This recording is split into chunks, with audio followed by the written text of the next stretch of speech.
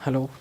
इस वीडियो में हम जानेंगे डिटेक्शन ऑफ मल्टी कॉलिनियरिटी के बारे में और कुछ पॉइंट्स हैं इसमें, जिसमें हम पहला पॉइंट देखेंगे हाई कोरिलेशन कोफिशिएंट का, जिसे हम आर स्क्वायर से भी जानते हैं।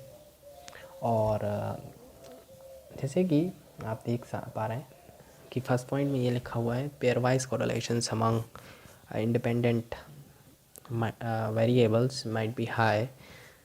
और रूल थंब है if the correlation is greater than 0.8 then several multicollinear may be present. हम आर स्क्वायर यानी कि कोरिलेशन कोफिशिएंट निकालते हैं किसी दो इंडिपेंडेंट वेरिएबल्स के बीच में, और अगर ये हाई होता है यानी कि 0.8 से ज़्यादा होता है तो हम इसको सेवरल मल्टी कॉलिनियरिटी में प्रेजेंट कर सकते हैं।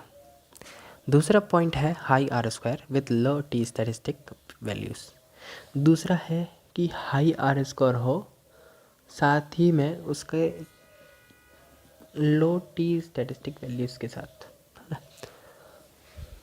आर स्क्वायर तो हमने अभी हाई निकाला हुआ था फर्स्ट पॉइंट में। सेकंड पॉइंट में कह रहे हैं कि आर स्क्वायर हाई होना हो, साथ ही साथ लो टी स्टैटिस्टिक्स वैल्यूज़ हों उसकी, तो possible for individual regression coefficients to be insignificant but for the overall fit of the equation to be high.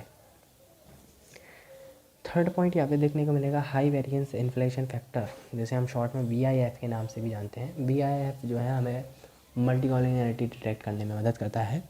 तो VIF है क्या आखिर? तो VIF measures the extent to which multicollinearity has increase the variance of estimated coefficients. हमारा इसमें दे सकते हैं कि VIF मेजर्स करता है multi collinearity has increase the variance of it. तो मल्टी कॉलिनियरिटी क्या कर रहा है, हमारे वेरिएंस को ज़्यादा कर रहा है हमारे एस्टिमेटेड कोफिशिएंट के। It looks at the extent to which an explanatory variable can be explained by all the other explanatory variable in the equation. तो ये हमें ऐसे दिखाई प्रतीत होता है कि explanatory variable can be explained by all the other explanatory variable in the equation.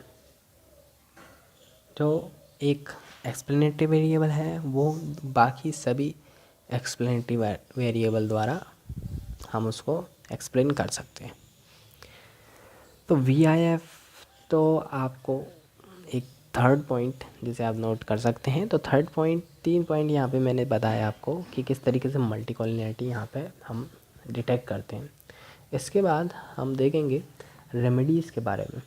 Remedies for multi collinearity. No single such solution exists that will eliminate multicollinearity. Certain approaches may be useful. तो हमारे पास कोई ऐसा single solution यहाँ पे नहीं है जिससे हम मल्टी कॉलिनियरिटी को एलिमिनेट कर सकें। तो हमारे पास कुछ पॉइंट्स हैं। सबसे पहला पॉइंट है do nothing, live with what you have. यानी कि पहला पॉइंट है कुछ ना करें, जो है हमारे पास उसी के साथ रहें। दूसरा है drop a redundant variable. If a variable is redundant it should have never been included in the model in the first place, so dropping it actually is just correcting for a specification error. Use economic theory to guide your choice of which variable to drop. तो इस वाले point में कुछ क्या बोला गया है कि ऐसे वेरिएबल्स को हटा दें, रिमूव कर दें, जो जिससे कि हमारा स्पेसिफिकेशन एरर को हम करेक्ट कर सकें। और लेकिन इससे थोड़ा सा हमारे उसमें वेरिएंस में अंतर आ सकता है। तीसरा point transform the multi collinear variable. Sometimes you can reduce multi collinear by re specifying the model. For instance create a combination of the multi collinear variables as an example. Rather than including the variables GDP and population in the model, include GDP population instead.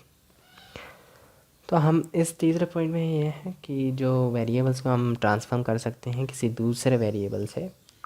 तो यहाँ पे होता क्या है कि multi collinearity reduce हो जाती है। तो कैसे, यहाँ पे एक एग्जांपल जैसे कि मैंने पढ़ा कि आप इंक्लूड कर सकते हैं GDP और पॉपुलेशन के मॉडल में है ना। तो इस तरीके से।